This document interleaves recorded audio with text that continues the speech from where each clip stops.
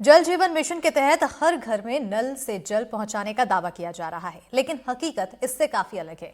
Korea जिले के ग्रामीण इलाकों में नल कनेक्शन तो दे दिए गए, लेकिन 2 साल बीत जाने के बाद भी इनसे पानी नहीं आ रहा है। एनडीटीवी की टीम ने जब कटगोड़ी ग्राम पंचायत का दौरा किया तो ग्रामीणों ने शिकायतों और सवालों की लिस्ट सामने रख दी। ग्रामीणों के मुताबिक कटगोड़ी में पहले पानी की समस्या नहीं थी, लेकिन खदान शुरू होने से हालात बिगड़ते चले गए। यहाँ सिर्फ एक बोरवेल है जिससे लोग पानी भरते हैं। प्रशासन की तरफ से 10 टैंकर पानी भेजने की बात कही थी, लेकिन सिर्फ एक टैंकर ही आता है। लगाए गए नल कनेक्शन से पानी नहीं आता। गांव के लोग 1.5 किलोमीटर दूर से पानी लाने को मजबूर हैं। जल जीवन मिशन के वेबसाइट पर नल कनेक्शन के आंकड़े तो तेजी से बढ़ रहे हैं, लेकिन जमीनी हकीकत इससे उलट है। जी हाँ, इस समय हम मौजूद हैं कोरिया जिले के ग्राम पंचायत कटगोड़ी में, जहां आप देख सकते हैं कि किस तरह लंबी कतारें लगी हुई हैं। पानी की समस्या को लेकर के जैसे देख रहे हैं, सुबह से जो है हम काफी सारे लोग आ रहे हैं और एक ही यहीं पे पूरी लंबी कतारें लग रही। क्या कारण है? सर, पहले तो यहाँ पानी का उतना समस्या नहीं था। इसके बाद यहाँ जब से खदान हुआ है तब से यहाँ पानी का इतना समस्या हो गया है। और ये एक ही बोर है जहाँ पर कम से कम 10 मोहल्ला के लोग यहाँ पर आके पानी भर के जाते हैं, और पानी का कोई भी सुविधा हम लोग को उपलब्ध नहीं हो रहा है। टैंकर का बोल के जाते हैं, लेकिन मुश्किल से 10 टैंकर बोलते हैं, लेकिन एक ही टैंकर घूमता है कटगोड़ी में। एक ही टैंकर घूमता है जो सबके घर तक पहुँच नहीं पाता है। अच्छा, हम बात करें टैंकर की, किनके द्वारा ये टैंकर मुहैया कराया जाता है और कहाँ से आते हैं? सर, ये ग्राम पंचायत सरपंच के द्वारा किया जाता है, तो उनके द्वारा अभी एक ही टैंकर चल रहा है। बोले थे कि 1-2 टैंकर और चालू करवाऊंगा, तो अभी ही चुनाव हुआ है, तो अब देखिए आगे क्या होता है। पानी को लेकर के कितनी बड़ी समस्या देख रहे हैं आप? यहाँ बहुत विकराल समस्या है। यहाँ 1-2 किलोमीटर से दूर से लोग डब्बा लेके आते हैं और दिन भर लगातार चलते रहता है। गर्मी में कभी कभी खराब होता है तो और ज्यादा दिक्कत होता है। पानी आप लोग यहाँ भर रहे हैं, नल कनेक्शन लगे हैं जल जीवन मिशन के, उसमें कई सालों से पानी नहीं आ रहा। ये तो 1.5-2 साल से पानी नहीं आ रहा है। इसने चालू नहीं हुआ है, बना है। तो आप लोग जो हैं पानी भरने यहाँ सुबह से आते हैं, और भी कहीं जल स्रोत है पानी का, सिर्फ यहीं पे आप लोग आते हैं? जल स्रोत बहुत कम जगह में है, जैसे कि कहीं कहीं बोरिंग खुदाया है, 2 ड्राम 3 ड्राम ऐसे पानी जगह। मतलब पानी की जो समस्या है काफी ज्यादा है।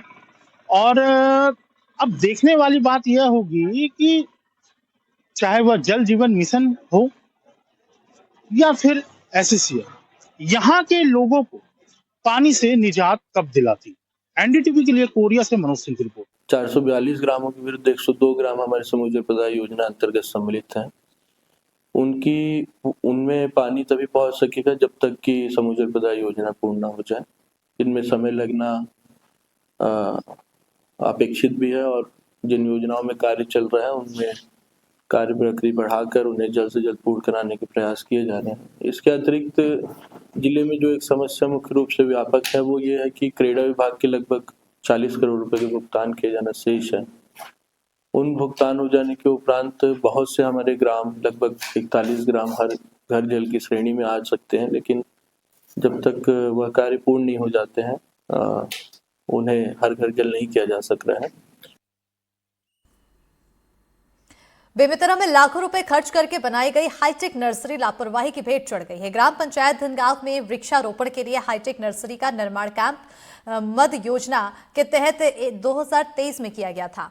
बताते चले कि इसका उद्देश्य था कि इस हाईटेक नर्सरी में उच्च तकनीक से पौधे तैयार कर व्यवसाय भी किया जाए और जिले में पौधारोपण कर हरा भरा बनाया जाए। लेकिन अब यहाँ के हालात देखकर लगता है कि ये कोई कबाड़ खाना है। हर तरफ अव्यवस्था का माहौल है। और इस जिले को हरा भरा करने के लिए दुर्ग वन मंडल की ओर से कैंपा योजना के तहत 2013 में हाईटेक नर्सरी का निर्माण ग्राम पंचायत धनगांव में प्रस्तावित किया गया था। आप मेरे पीछे देख सकते हैं, ये हाईटेक नर्सरी है। हाईटेक नर्सरी अपनी कहानी स्वयं कह रहा है।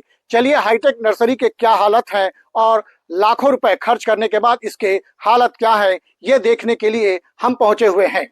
हम आपको दिखाते हैं कि किस प्रकार से यह हाईटेक जो नर्सरी बनाई गई है वो सारी सुविधाएं इसमें है, लेकिन अधिकारियों की लापरवाही के चलते ये पूरी तरह से बंद है और एक भी पौधे का निर्माण या यहाँ से प्रोडक्ट तैयार नहीं किया गया है। अलबत्ता यह जो हाईटेक जो नर्सरी है, अब वो यहाँ पर जो काम करने वाले मजदूर या रहने वाले लोग इसके लिए उबले या गोबर के कंडे रखने के लिए उपयोग किए जा रहे हैं।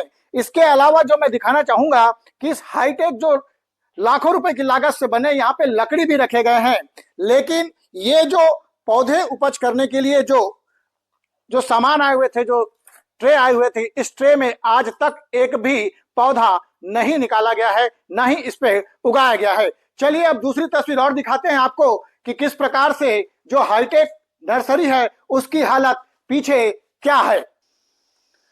पौधे के निर्माण करने के लिए, पौधे को उत्पादन क्षमता बढ़ाने और उसे सुरक्षित रखने के लिए इस हाईटेक नर्सरी का उपयोग किया गया था। ऊपर आप देख सकते हैं पूरी तरह से यह हाईटेक नर्सरी उजड़ चुका है, यानी यहाँ पर लगाए गए लाखों रुपए बर्बाद हो गए हैं। पौधे की संरक्षण और उसे सुरक्षित रखने के लिए किसी प्रकार की कोई तकलीफ ना हो, इसके लिए बाकायदा ये जनरेटर भी यहाँ पर लगाया गया है, लेकिन जनरेटर जो है अब वो कबाड़ में तब्दील हो गया है। इसके अंदर की पूरे पार्ट्स और ये धूल खा रहे हैं, कीड़े लग गए हैं, यहाँ तक गलने की स्थिति में आ गई है और जो रस्सियां और ये सारी चीजें लगे हैं वो भी सड़ गए हैं। कहीं ना कहीं बेमेतरा जिले जो है वन विहीन जिला है, इस जिले को सुंदर रखने के लिए वन अधिक पौधे रोपित करने के लिए इस हाईटेक नर्सरी का निर्माण किया गया था, लेकिन यह हाईटेक नर्सरी भ्रष्टाचार की भेंट चढ़ गया है। एनडीटीवी के लिए बेमेतरा से सुजीत शर्मा।